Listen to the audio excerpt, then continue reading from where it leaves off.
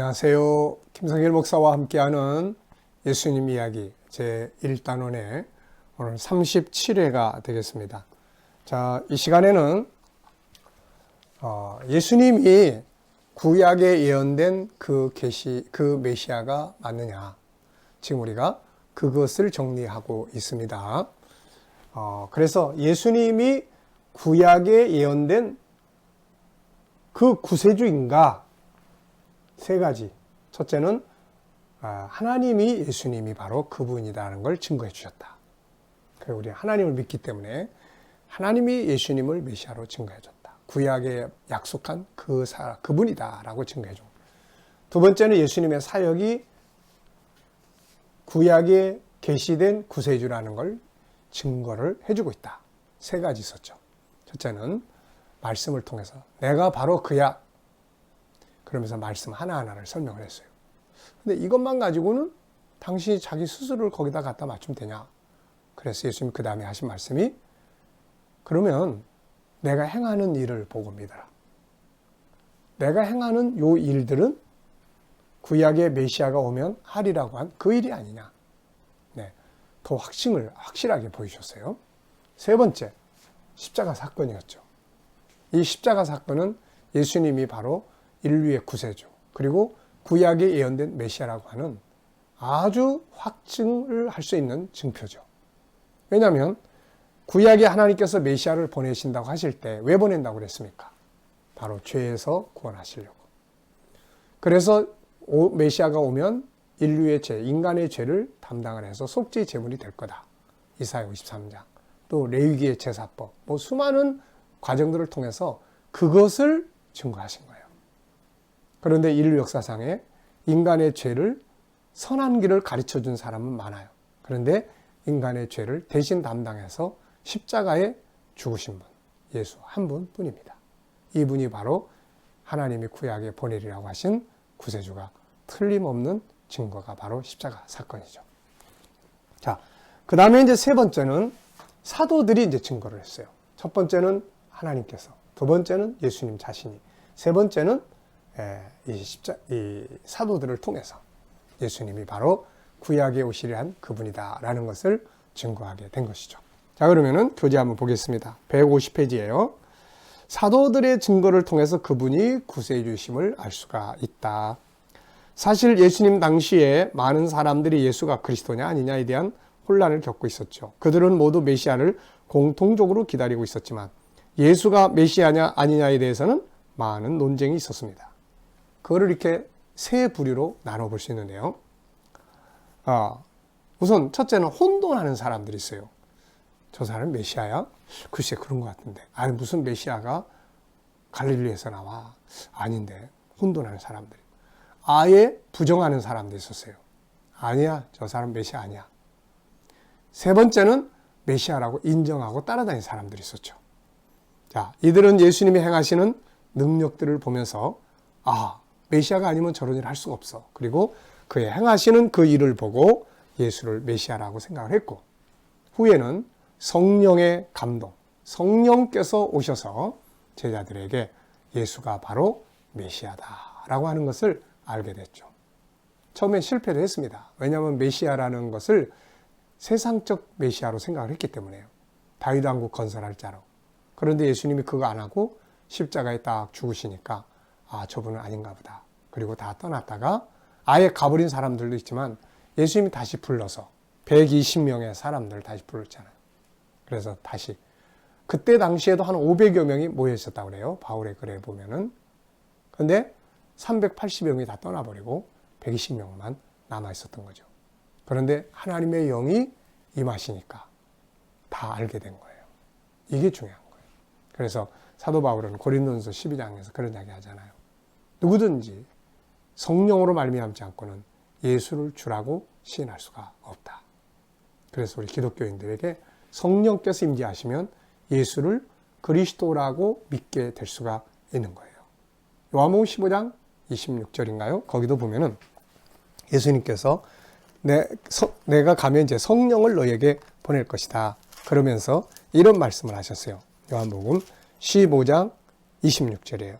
내가 아버지께로부터 너희에게 보낼 보혜사 곧 아버지께로부터 나오시는 진리의 성령이 오실 때에 그가 나를 증언할 것이다. 성령께서 오셔야 비로소 예수님이 이런 분이구나 라는 걸 알게 된 거예요. 이게 알게 되는 거죠. 자, 그래서 이제 그들이 예수만이 구세주요 그리스도라고 증거한 내용들이 이제 쭉 나타납니다. 처음에는 자기들을 잘 몰랐다. 그런데 나중에 성령께서 알려주시는가 보니까 이분이 바로 메시아였다. 이런 이야기죠. 먼저 세례 요한이에요. 그는 예수님보다 6개월 먼저 태어나서 예수님이 그리스도라는 걸 증거했던 사람이죠. 물론 그도 한때는 저분이 그분이야 아니야 하고 고민했던 때가 있었죠. 그런데 나중에 성령의 감동을 받고 저분이 메시아구나 라는 것을 알게 되었고 증거할 수 있었던 거죠. 자, 그 다음에 이제 마태, 마가, 누가의 증거입니다. 사실 마태는 마태복음에서 예수님이 아브라함과 다윗의 자손이라고 증거하면서 그걸 확증하기 위해서 족보를 기록을 해놨어요. 족보, 아브라함으로부터 쭉 이어서 예수. 그래서 예수가 바로 아브라함이 예언했던 그 메시아다. 이거를 설명해주고 싶었던 거죠. 자, 예수님이 구약에서 증거한 그리스도라는 사실을 증거하기 위해서 주님의 사역이 구약 성경을 이루는 것이라는 사실을 많은 곳에서 증거합니다. 마태는 특별히 많이 기록해놨어요. 예수님이 뭐 어디를 가셨다, 뭘 하셨다, 어떤 일을 하셨다 그런 건 다 구약의 선지자들의 글을 이루는 것이다. 왜 이렇게 써놨을까요? 예수님이 구약에 예언된 메시아라는 사실을 알려주기 위해서 그렇게 줄을 붙여놓은 거죠. 자, 누가는 주님의 제자는 아니었지만 주님에 대한 정보를 많이 확보를 했죠. 그리고 나서 예수님을 증거하기 위해서 기록한 책이 누가복음이에요. 그래서 누가복음 3장 23절로 38절에서 예수님의 시작을 어디까지 옮겨가느냐 하면은 마태는 아브라함까지인데 이 누가는 하나님까지 쫙 족보로 올라가요. 바로 예수 이분이 창세기 3장 15절에 하나님이 말씀하신 그분이라는 것을 말하고 싶었던 것이죠. 네. 세 번째는 사도 요한이 증거한 예수 그리스도입니다. 요한은 자신이 요한복음을 쓴 목적을 밝혀놨어요. 그게 뭐냐? 예수가 바로 하나님의 아들이고 그리스도라는 사실을 증거하기 위해서다. 이렇게 이야기를 하죠. 자, 요한복음 20장 30절로 31절을 봅니다. 예수께서 제자들 앞에서 이 책에 기록되지 아니한 다른 표적도 많이 행하셨으나 오직 요 내용만을 내가 기록한 것은 너희로 예수께서 하나님의 아들 그리스도이심을 믿게 하려 하며 또 너희로 믿고 그 이름을 힘입어 생명을 얻게 하려 함이니라. 그래서 요한복음은 단순하게 예수님의 기적을 써놓은 책이 아니에요. 예수님의 본질을 써놓은 책이에요. 그래서 요한복음 1장 1절로 18절에서 예수님이 바로 평범한 인간이 아니라 창조주시며 성자 하나님이다. 이것을 설명하고 있죠. 자, 그는 세례 요한의 사역과 당시의 빌립과 나다나엘을 통해서 예수님이 구약에 계시던 그리스도라는 사실을 설명하고 있고요. 또 다른 복음서들과 달리 니고데모라는 사람과의 대화, 사마리아 성의 우물가의 여인과의 대화, 오병이의 사건 등을 통해서 예수께서 바로 하늘로부터 오신 그리스도시며 그로 말미암아 우리가 영생을 얻게 된다는 것. 창세기 1장에서 창조의 목적이 영생이잖아요. 영원한 삶을 얻게 된다는 것을 증거하고 있습니다. 요한복음 7장에서는 당시에 많은 사람들이 가지고 있었던 예수님이 그리스도냐 아니냐에 대한 논쟁을 정리함으로써 당시 사람들의 메시아에 관한 상황을 보여주고 있습니다. 또 그는 요한 1, 2, 3서 속에서도 예수가 성자 하나님이요 그리스도라는 사실을 강조하면서 그로 말미암아 영생을 얻게 된다는 사실을 증거하고 있습니다.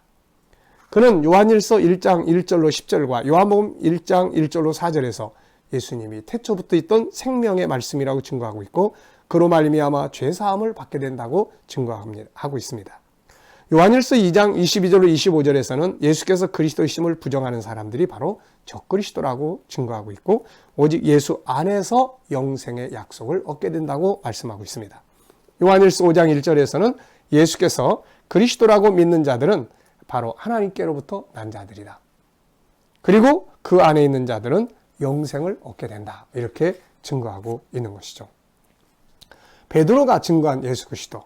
베드로는 마태복음 16장 15절로 17절에서 예수님이 물어보시잖아요. 가이사랴 빌립보에 앉으셨을 때 세상 사람들은 나를 누구라고 생각하니? 그러면 너희는 나를 누구라고 생각하느냐? 그때의 베드로가 주는 그리스도시요 살아계신 하나님의 아들이십니다 라고 고백을 해요.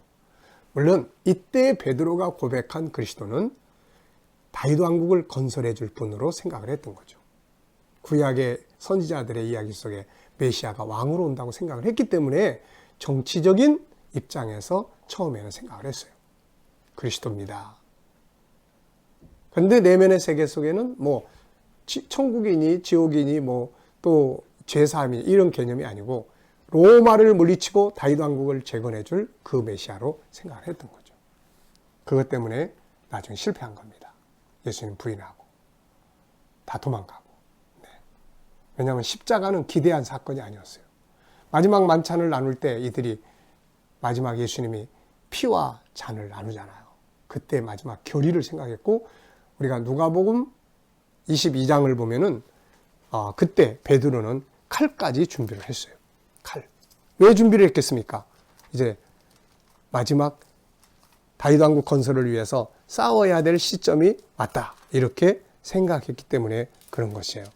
그래서 이 사람들은 칼까지 준비를 딱 했습니다. 네.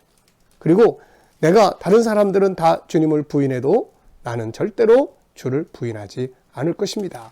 그러면서 아주 결의를 다졌던 그런 내용을 우리가 볼 수가 있는 것입니다.